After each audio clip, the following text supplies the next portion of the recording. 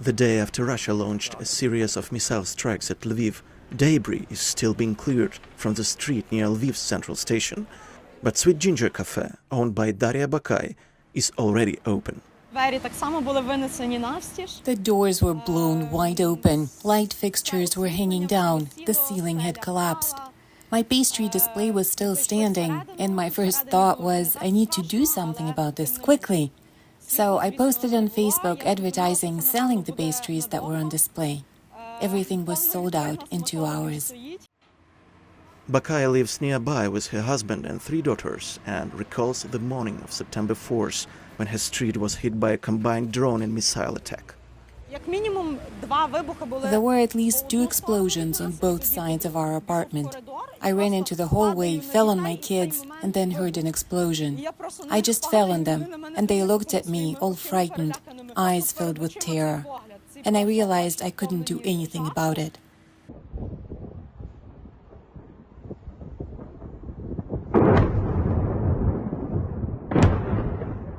Some buildings were severely damaged, with roofs and stairwells destroyed, and signs of facades melted. Daria Kalinovsky is already helping to clear the rubble. I got goosebumps seeing how many people came asking how they can help. In the morning, hospitals urgently needed blood donations for the injured, and by the afternoon, they already got however much blood they needed. Some people worked here, while others went to donate blood. The nearby historic district also was hit. The crown jewel of this area, the neo-Baroque palace of Josefa Franz, now has shattered windows and collapsed ceiling. Nearby, the historic tile roof of the Heller Villa, former residence of the city theater director, is destroyed, but this row of houses suffered the most damage.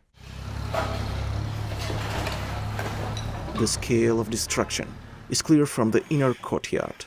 Reconstruction of these areas that are part of UNESCO World Heritage Site Buffer Zone requires special procedures, according to Lviv's mayor Andriy Sadovy, who is already making plans to rebuild.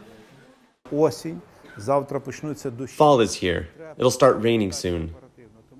That's why we're reaching out to international companies, foundations, and individuals asking to take one of these damaged buildings under their patronage, focusing on the 20 most damaged structures out of the 188 affected. Just a day after this announcement, several large companies, the Polish government, and even Hollywood actor Sean Penn's foundation volunteered to help. The German city of Freiburg has allocated funds for the restoration of one of the destroyed schools.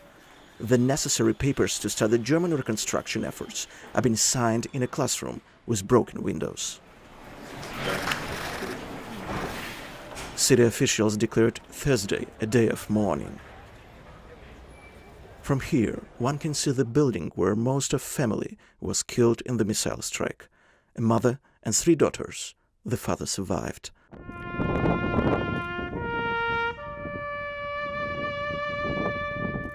The 43-year-old woman and her 3 daughters, aged 7, 18 and 21, were buried on Friday. Омеляна Шчудляк, VOA News, Lviv, Ukraine.